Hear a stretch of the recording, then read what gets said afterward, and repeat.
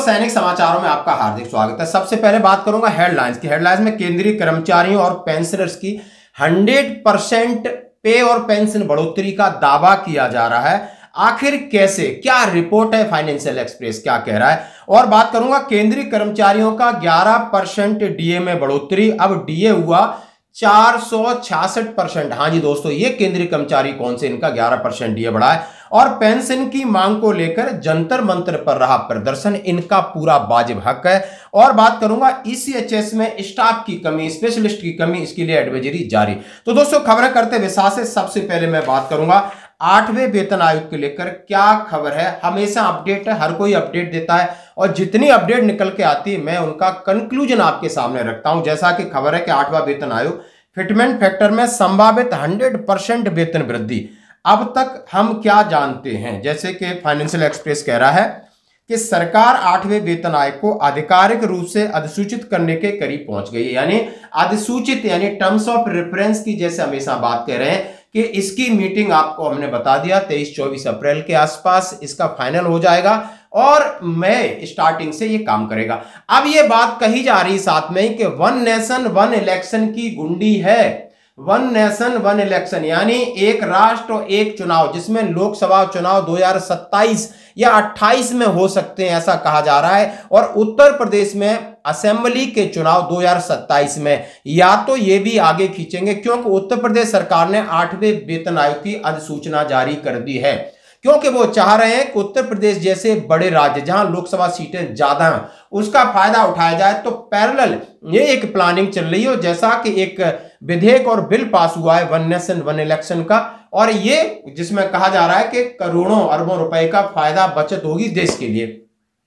लेकिन ये देश के लिए मैं बात कहना चाहता हूं वन नेशन वन इलेक्शन और 8वां वेतन आयोग वहां तक खींच के ले जाएंगे ताकि इनको सीधा फायदा मिले, उत्तर प्रदेश में फायदा मिले, देश में फायदा मिले और सरकार को फायदा मिले। इसलिए इन्होंने कहा है, अभी जो खबरें डाली हैं कि आपकी 100% बढ़ोतरी होगी। अब 100% बढ़ोतरी का क्या मतलब है और मैं बात करूंगा। इसके बीच केंद्रीय मंत्रिमंडल ने हाल ही में आपको 2% डीए की मंजूरी दी, उसके साथ आपका 55% डीए हुआ। केंद्र सरकार के कर्मचारियों के वर्तमान में जो आपका न्यूनतम वेतन है 18,000 है और पेंशन आपकी 9,000 है, लेकिन केंद्र सरकार का न्यूनतम वेतन अब 27,900 प्रतिमाह बेसिक प्लस डीए हो गया है। वहीं न्यूनतम वेतन अब 13,950, न्यूनतम पेंशन आपकी बेसिक डीआर हो गई है। 8वें वेतन आयोग को 100% बढ़ोतरी की बात ये इसलिए कह रहे हैं कि विशेषज्ञों का मानना है कि 8वां वेतन आयोग 1.92 और 2.86 के बीच फिटमेंट फैक्टर पर विचार किया जा रहा है, लेकिन इसमें काफी अंतर है। इन फिटमेंट फैक्टर को ध्यान में रखते हुए संभावित वेतन संशोधन यदि वो सरकार करती है और सरकार के पास किसी भी प्रकार की अनुशंसा जाएगी, लेकिन आपके मूल वेतन और मूल पेंशन में 100% की बढ़ोतरी यानी सीधा सीधा डबल की बात कह रहे हैं, तब्दील हो सकती है। जैसा कि उन्होंने कहा है, यदि आपका मूल वेतन उन्होंने सीधा सीधा 1.92 है तो 34,560, सीधा 2 का फैक्टर आता है तो 36,000 और 2.08 का आता है तो 37,440 और 2.86 है जो कि 51,480 है। इसी तरह न्यूनतम पेंशन अभी आपकी 17,280 है, डबल होगी तो आपकी 18,000 होगी और 2.08 से 18,720 और 2.86 से 25,740। मैं आपको समझाने की ये कोशिश कर रहा हूं कि इन्होंने कहा है कि जो आप मूल पेंशन बेसिक पेंशन का डबल और बेसिक सैलरी का डबल होगा, ये कहने की बात कह रहे हैं, क्योंकि लगभग आप समझ सकते हो कि 2 और 2.86 में बहुत अंतर है, कहां 36,000 कहां 52,000, तो इतना होगा नहीं और सरकार लगभग आपको ये फिगर देने वाली है। समय की जैसे इन्होंने कहा है कि केंद्र सरकार के कर्मचारियों पेंशन भोगियों का मानना है कि जनवरी 2026 से संशोधन लागू है। हालांकि मीडिया रिपोर्ट नए सरकार को वेतन आयोग लागू करने में समय लग रहा है, क्यों सरकार लंबा सोच रही है। वो चाह रही है, फाइनेंशियल एक्सप्रेस सूत्रों के हवाले से बताया कि संशोधित वेतन और पेंशन परिवर्तन 2027 की शुरुआत से पहले लागू नहीं होने वाला है। रिपोर्ट के मुताबिक 1 जनवरी 2026 से लागू होगा और उसका आपको एरियर मिलेगा।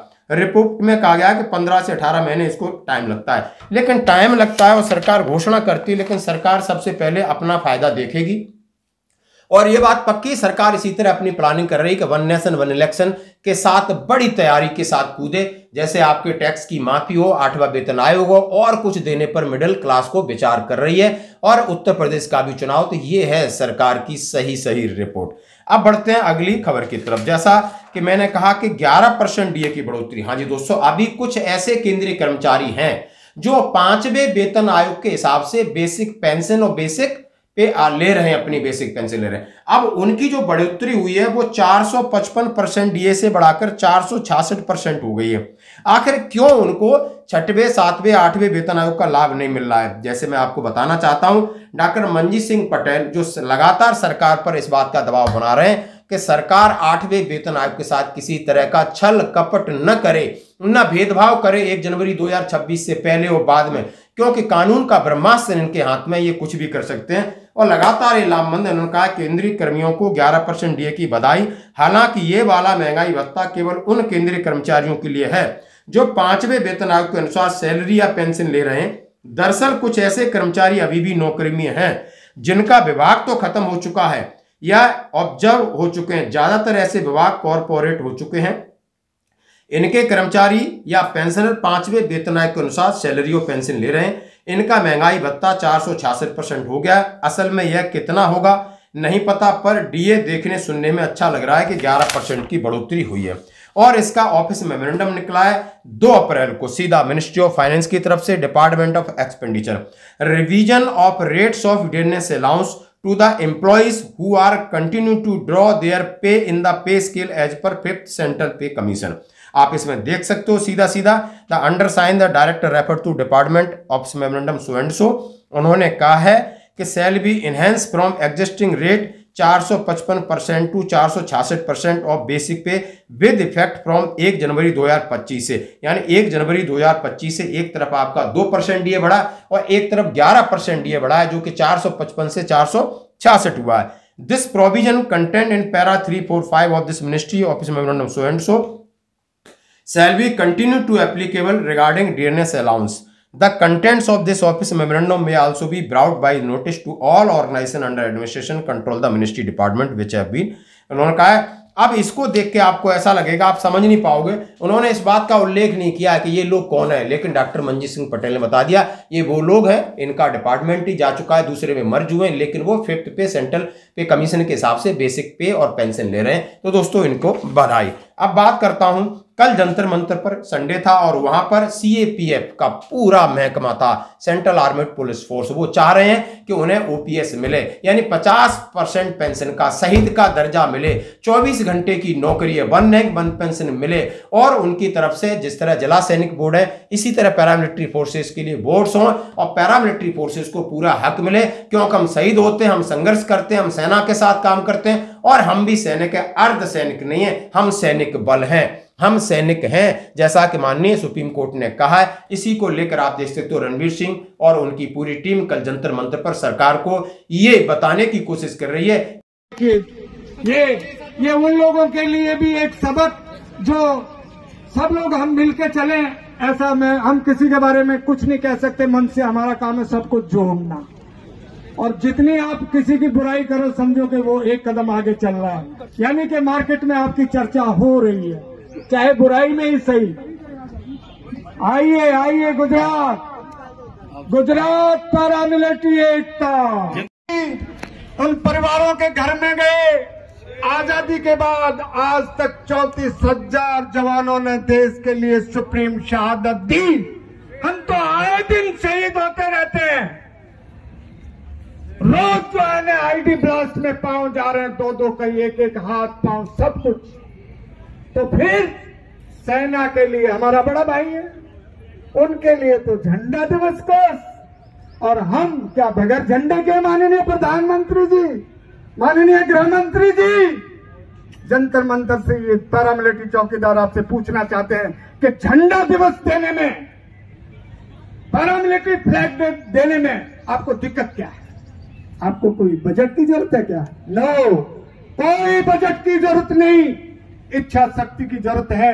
पिछली बार गृह मंत्री जी, गृह राज्य मंत्री ने हमको 1 घंटा बैठा लिया है, नॉर्थ ब्लॉक में मंत्री जी ने 1 घंटा, और हमने कहा जी क्या आपने क्या किया? बोला भाई हमने तो बहुत कुछ किया, एक तो बताओ। तो ये झंडा दिवस कोष जिसमें कोई बजट की जरूरत नहीं, बहुत जरूरी है। ये पैसा लोग डोनेट करेंगे और वो किसमें काम आएगा? हमारे अपन सैनिकों के उनके रिहेबिलिटेशन में, वेलफेयर में।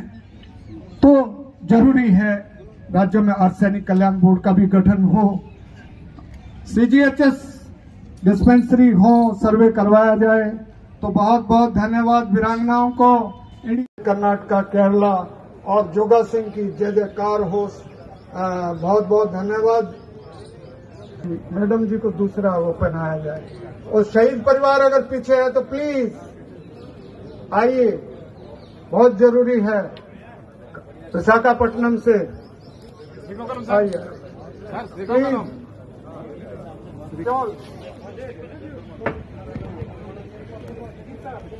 यस, गीता देवी शंकर कुमार, शॉल पहना के सम्मानित करें साहब।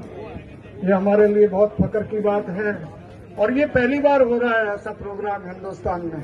फर्स्ट टाइम इन हिस्ट्री जब शहीदों का सम्मान किया जा रहा। हमारे धुरंधर यूपी से आके बैठे हुए मेरे ठीक सामने खंडवा बांधे, आपको बहुत बहुत इंडिया सलाम करता है। आपकी बड़ी कि हमारे साथ अन्याय मत करिए, हमें सेना की तर्ज पर 50% पेंशन दीजिए, हमें आप ओपीएस में रखिए और हमें वन पेंशन और आदि जो सुविधाएं सेना को मिलती हैं वो हमें प्रोवाइड कराइए। दोस्तों अब बढ़ते हैं एक और अगली खबर की तरफ। जैसा मैं आपके सामने रख रहा हूं कि ईसीएचएस में स्टाफ की कमी है। Central organised ECHS adjutant general branch की तरफ से लगातार लेटर निकाले जा रहे हैं कि मेडिकल स्पेशलिस्ट हों, डेंटिस्ट हों, उनकी उन्हें जरूरत है। Addendum to advisory employment of contractual medical and dental officer staff at ECHS. उन्होंने कहा है कंट्रेक्चुअल बेसिस के ऊपर उन्होंने सभी स्टेशन हेडक्वार्टर, सभी polyclinic, director of air veterans, navy veterans, army veterans की ये चिट्ठी है 24 फरवरी की है, 27 मार्च की है। Employment of contractual medical and dental officer, उन्होंने कहा यदि कोई भी इसके लिए वॉलंटियर है तो इन फोन नंबर पर हमें सूचना दे और स्टेशन हेडक्वार्टर में जाकर के और अपना एक इंटरव्यू दे और ईसीएचएस की सेवा करें। दोस्तों आज की खबरों में इतना ही, बने रही हमारे साथ। धन्यवाद।